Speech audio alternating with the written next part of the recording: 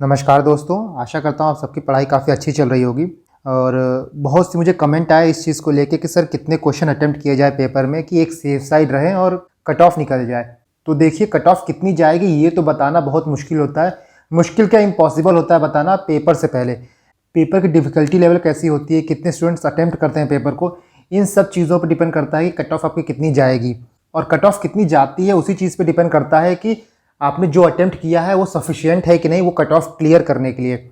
इसीलिए मैं ये नहीं बताना चाहता हूँ कि आपको कितना अटेम्प्ट करना चाहिए, क्योंकि कितने क्वेश्चन अटेम्प्ट करने हैं ये आपका पर्सनल डिसीजन होगा, इंडिविजुअल डिसीजन होगा। जो मेरी स्ट्रेंथ है, जो मेरी वीकनेसेस है, ज़रूरी नहीं है कि वो आपकी भी हो।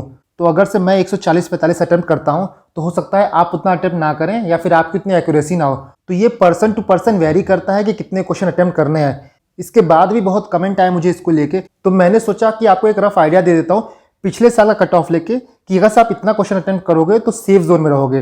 तो मैं आपको जो इस वीडियो में बताऊंगा वो साइंटिफिक मेथड से और मैथमेटिकल कैलकुलेशन के हिसाब से बताऊंगा कि कितने क्वेश्चन आप अटेम्प्ट करोगे तो थोड़ा सेफ जोन में रहोगे।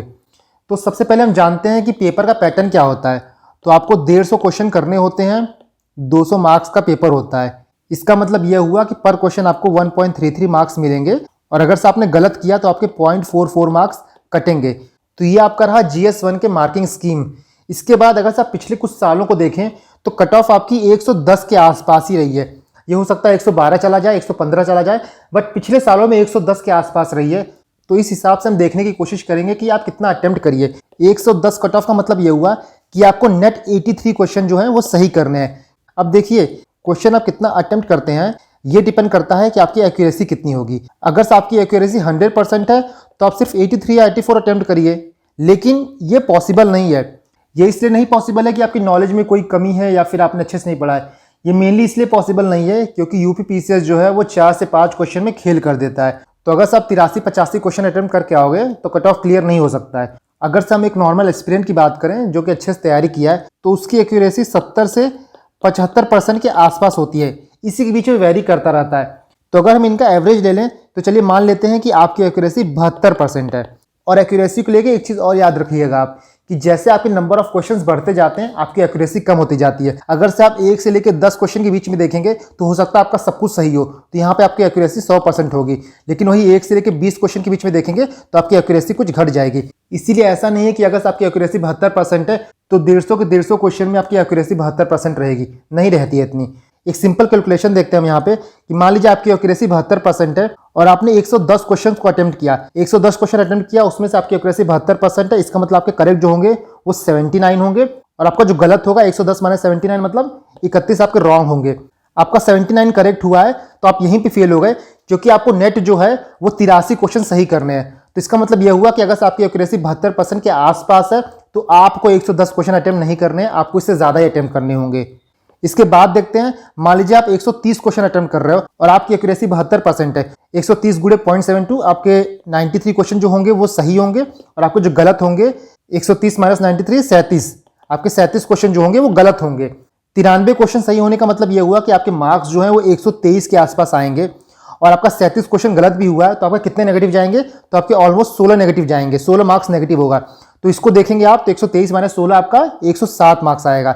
मतलब आपका 107 मार्क्स एग्जैक्ट आ रहा है, आपका 107 मार्क्स आ रहा है। इसका मतलब आपका नेट जो है वो 81 क्वेश्चन करीब सही हो रहा है, और कट ऑफ जो है वो 107, 108, 110 इसी के आसपास जाती है। इसका मतलब ये हुआ कि अगर आपकी 72% एक्यूरेसी है तो 130 प्लस क्वेश्चन अटेम्प्ट करेंगे तभी आप कट ऑफ के आसपास पहुंच पाएंगे या फिर कट ऑफ क्लियर कर पाएंगे। तो यहां से आप एक चीज समझ गए होंगे कि अगर आपको कम क्वेश्चन अटेम्प्ट करने हैं तो अपनी एक्यूरेसी आपको बढ़ानी होगी।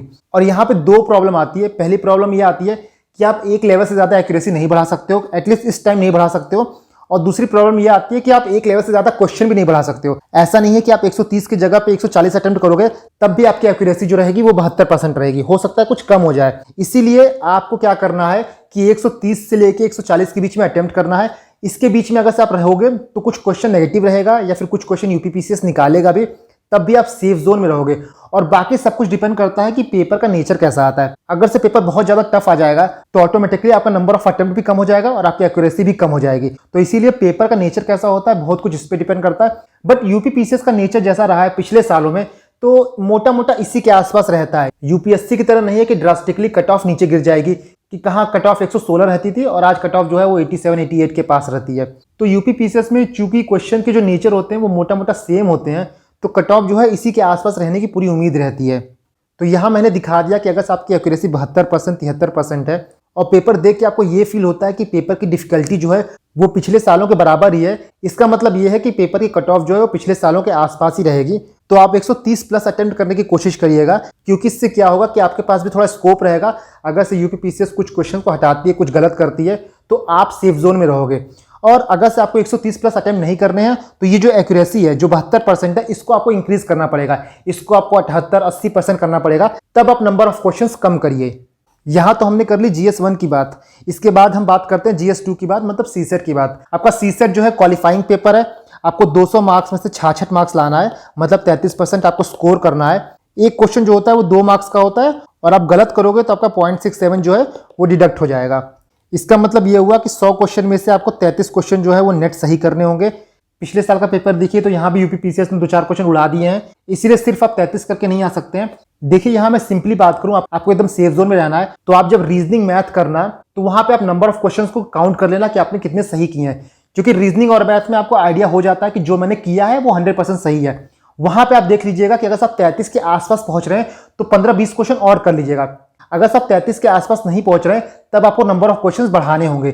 तो अगर से फाइनली कंक्लूड करें तो आप 60-65 क्वेश्चन करिए, आपका सीसेट क्लियर हो जाएगा। अगर से बहुत ज्यादा आपका नेगेटिव नहीं जाएगा तो 60-65 क्वेश्चन जो है वो ऑप्टिमम होता है। अगर से आप मैथ बैकग्राउंड के हैं या फिर आपकी हिंदी बहुत स्ट्रांग है तो आप हिंदी में ही 20-22 क्वेश्चन की लीड ले सकते हैं, उसका कुछ मैथ के क्वेश्चन करके आराम से कट ऑफ निकाल सकते हैं। बट अगर से आपका सारा सेक्शन जो है थोड़ा थोड़ा वीक है और सब सेक्शन में थोड़ा थोड़ा आता है तो आप 60-65 क्वेश्चन सॉल्व करिए, क्योंकि वहां पे आपकी एक्यूरेसी भी मैटर करेगी कि आपकी एक्यूरेसी कितनी है।